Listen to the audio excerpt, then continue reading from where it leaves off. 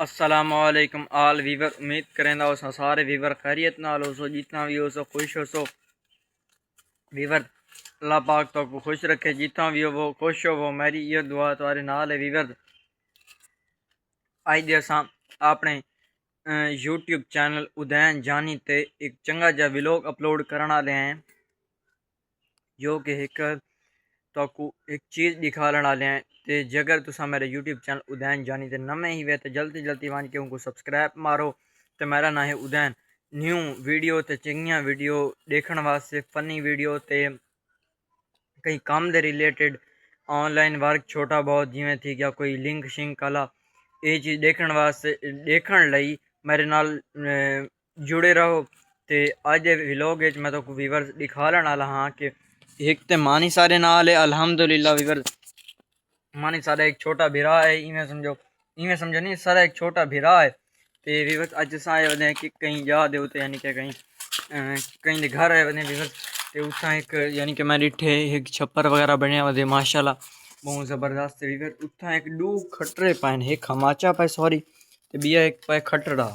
ठीक है व्यूअर्स, हमाचे दे विच मैं तो खासियत दसना पिया व्यूअर्स, बहु ही मजबूत है कि असां दे बहु ज़्यादा बंदे जो चढ़ बहु इंदे दग्गू भी सही इंदे कोई असर नहीं पाने वाला व्यूअर्स, क्योंकि दे पे ये बहु ही ज़्यादा मोटे लकड़ी का बनया हुए। जगर तुसा भी ये बनवाना चाहते वे तो व्यूअर्स ये कोई इतना खास मुश्किल क्या नहीं, माशाल्लाह बहुत ही मजबूत है। तो इतनी मोटी मोटी जिमें ट्रैक्टर वाले ट्यूब थी गए उन्हें दिए व्यूअर्स बनी हुई है। तो माशाल्लाह मंजी भी बहुत ही ज़्यादा सोहनी है। तो दिख लेने पे व्यूअर्स ये पूरी दिख लेने पे व्यूअर्स, ये माशाल्लाह बहुत ही सोहनी बनी हुई है।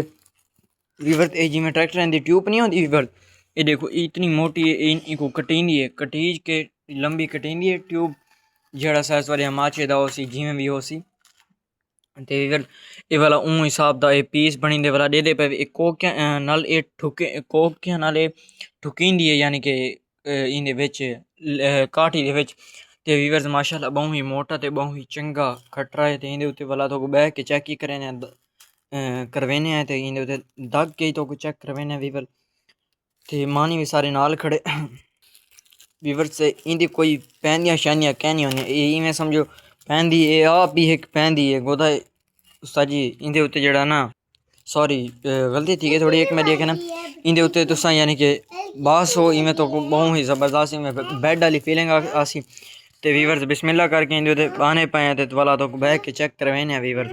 बिस्मिल्लाहिर्रहमानिर्रहीम ये बैठ चुके हैं असा व्यूअर्स। देखो इवें बहुत ही ज़्यादा ना देखो मज़े दी यानी कि चारपाई है, बैठे हैं हल्दी भी है माशाल्लाह बहुत ही ज़्यादा जेड़ा ना चंगी चारपाई है। मेरा भी यो मशवरा है जगर तुम्हारा भी कोई व्यूअर्स डेरा वगैरह है या कोई भाणा वगैरह है या जिमें कोई होंदे यानी कि जिमें कोई देहात का माहौल है, जिमें कि तुआरे कन्नै मेहमान आ बंदे 4-5 डा, तो उनके वास्ते व्यूअर्स तो देहात के माहौल इतनी मुश्किल क्या नहीं थी।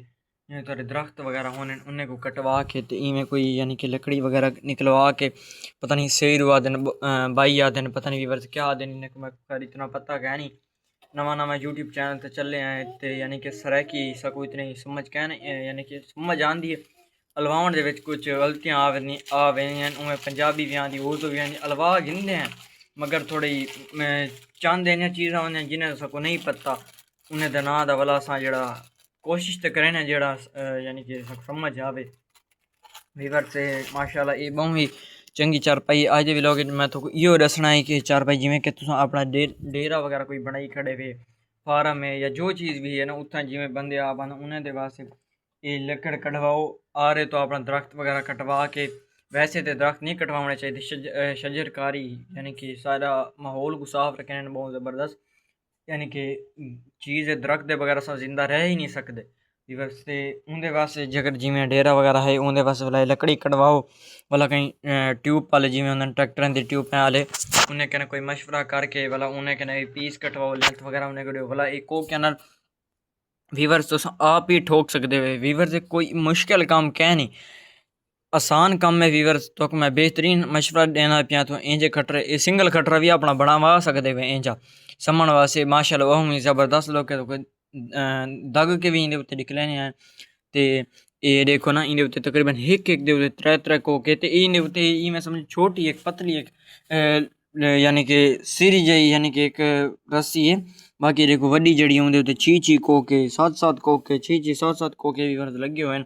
ये बहुत ही ज़्यादा मजबूती नाल देखो तक दई पाए हैं ते भला बहुत ही बेहतरीन माहौल है भी वर्त इनदे उत्ते जेड़ा ना बहुत ही ज़बरदस्त है माशाल्लाह। मेरा इयो मशवरा है जिवें कि थोड़ा फार्म वगैरह होंदे उंदे विच इंज मंजी बनवाओ ते माशाल्लाह मजे करो इंदे ते भला भावें दग्गो ही सही भावें 20 बंदे चढ़ पाओ ना देखो इंदे असर कोई गै नहीं इवें समझे बहुत मजा करवें जी बेहतरीन चारपाई है वीवर जिवें समझो इवें समझ झूला नहीं होंदा वो जेड़ा होंदे जंपिंग वाला झूला इवें समझो जंपिंग वाली है। तो वीवर इंजा वीडियो देखने वास्ते सारे यूट्यूब चैनल नाल जुड़े रहो। सारे यूट्यूब चैनल उदयन चैनल को सब्सक्राइब करो सपोर्ट करो।